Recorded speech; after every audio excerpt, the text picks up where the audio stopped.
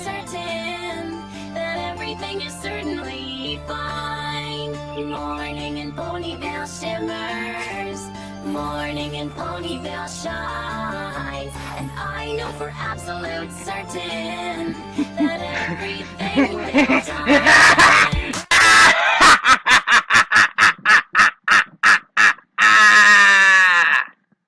Greetings, viewers and subscribers. I am TorridPasta 999, your online horror host who you go to find out what gets to live and what gets sent straight to hell. And speaking of hell, today we'll be looking at a show that takes place entirely in the realm of torture and damnation. Well, sort of.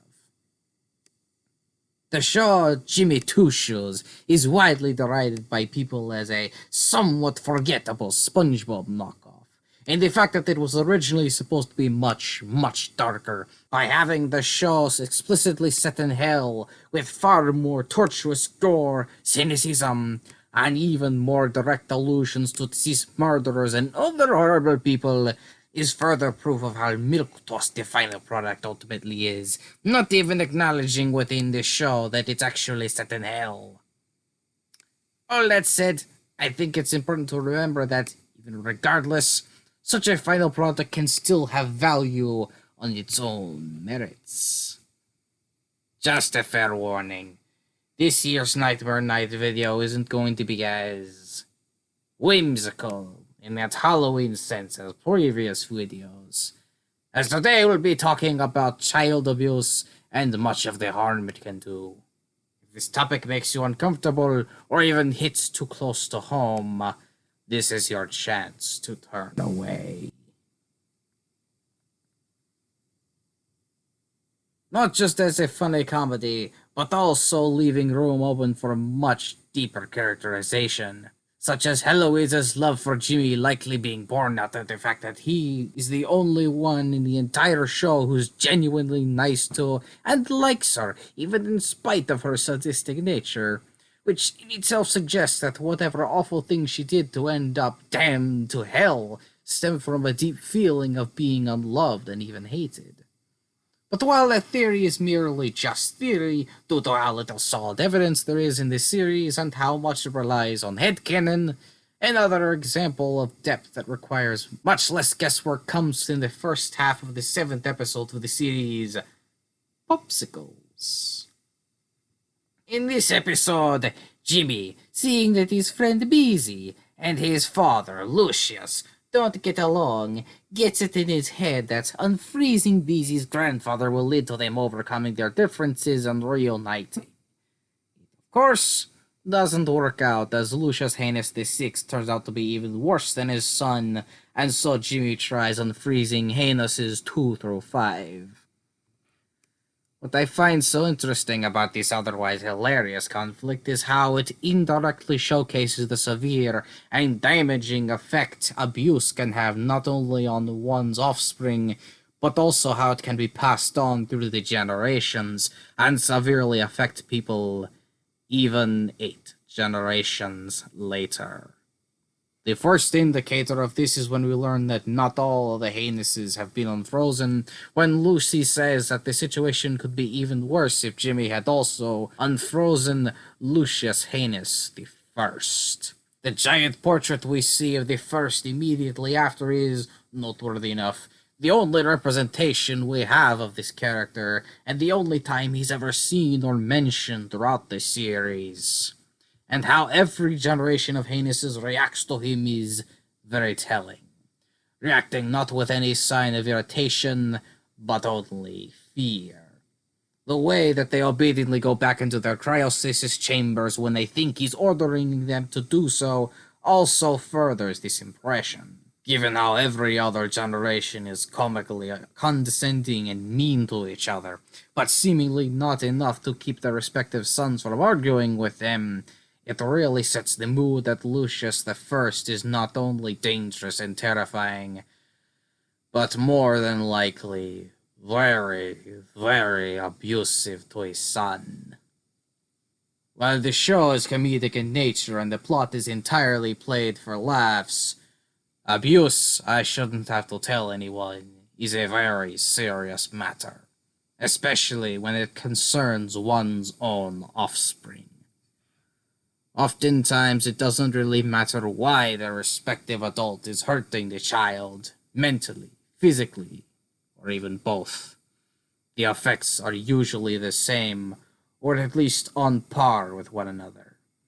As children are so often unaware of the wider context of anything in the world and barely know anything outside of their own lives, this leaves them incredibly vulnerable to whomever is in their immediate circle, and all too often they won't know or understand why someone is hurting them, or, even in some cases, actually even recognize that they are being hurt at all.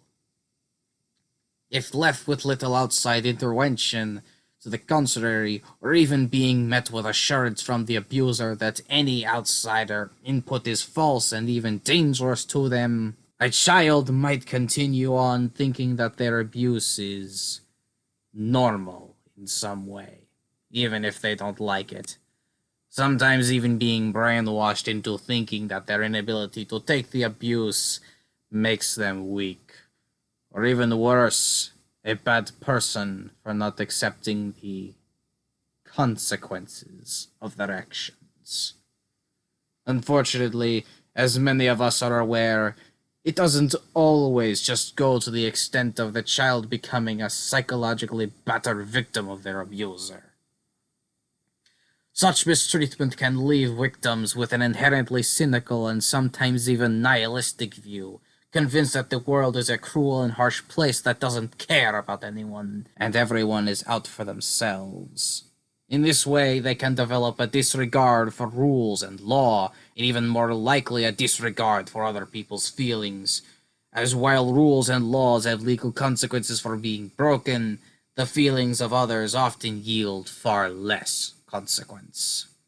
There are those, of course, who tragically form relationships with other abusers later in life and become victims all over again, due to how the abuse has warped their views, though this isn't always the case.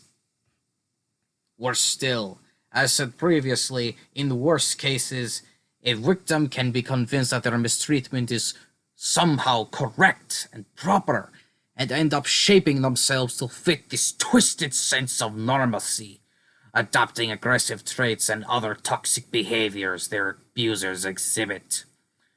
Not only being defensive, but sometimes even lashing out at people verbally and even physically. This can result in victims sometimes going on to become abusers themselves. What's more, abuse doesn't just end with the victim, as it not only can be passed on through the victim, such a person can end up passing it on to another victim. In the case of parental abuse, the child goes on to abuse their own child and is likely to pass that behavior on to them. This isn't to say, however, that the cycle of abuse is eternal, or even that the seventh generation will end up being just as bad as the first. While cruelty tends to be a part of human nature, it's not in any way a pleasant one, and thus, in some cases, time wears away at the cruelty and makes a seventh generation abuser much less terrible than the first, as part of them at least wants to leave that cruelty and pain behind them and try to be a better parent than their former. Although sometimes it's just down to them not wanting to put in as much effort, leading to abuse in a form of neglect, rather than verbally or physically hurting someone. And this is where we tie back into the episode. We can clearly see much of this in the heinous family lineage. Each member has an inherent nihilistic cruelty that they've taken out on their respective sons, thus passing that behavior on to the next respective generations. However, while we see that the effect of Lucius Heinous I has had on his descendants has been very strongly felt, it is not eternal. While Lucius Heinous VII is shown to enjoy the misery of others, and even uses it as a means of making himself feel better by comparison, he isn't as bad as his own father, and even seems to exhibit more of an acceptance or a pathetic denial that he is the failure his father often claims him to be. Even more than his forefathers, he suffers a Napoleon complex and sometimes seeks to be loved and admired instead of feared and hated. And this point is where we get to Busy, and where the cycle of abuse in the Haynes family finally begins to end. Just as Lucy isn't as bad as previous generations, having a more prominent Napoleon complex than his formers, and on occasion shows signs of wanting to be loved and admired rather than feared and worshipped, though admittedly this can be hard to see through the greed and desire to flaunt his wealth and power. However, the clearest sign is in fact with his own son. While Lucy's own mistreatment at the hands of the Sixth led him to become temperamental with an inferiority complex, his own treatment of Busy has led his son to becoming lazy, unmotivated, and mostly stupid, with no desire for power or even to spread misery to others. One could even make the speculation that Lucy chose the name Busy something other than the traditional name, because he didn't want his son to potentially surpass him, adding another layer of Busy feeling unworthy in his own father's eyes. Though notably Busy does seek not even his father's approval, but just the occasional instances of love and acceptance. Busy breaks this cycle by not being taller than his predecessors and bearing a different name, but also by having a much lesser desire to inflict pain and misery on others, just to make himself feel better. His friendship with Jimmy is also a major factor, as Jimmy accepts and likes Busy as he is, being nowhere near as judgmental as his father or even anyone else, which allows Busy to be more open to self-improvement, as he has a less negative view over his own self-image, and even tolerate people he doesn't like Heloise, if only for the sake of his friend. It's also likely that, while Lucy will never admit it, Jimmy has had a similar effect on him as well, though obviously not to the same degree as Busy. To conclude this analysis, I will say this. Abuse is not a good thing. It hurts people, and it can likely lead to other people being hurt.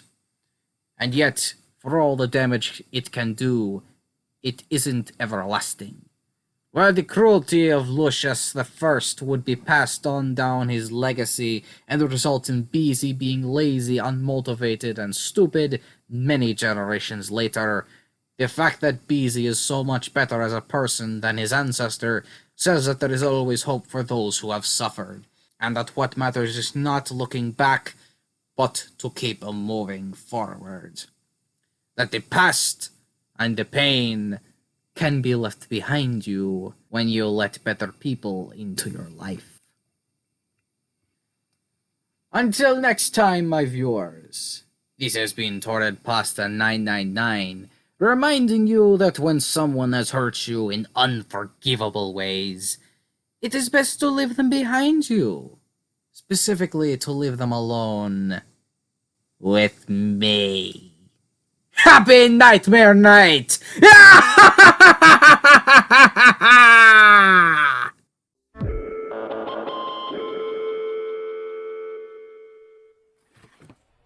Muffins!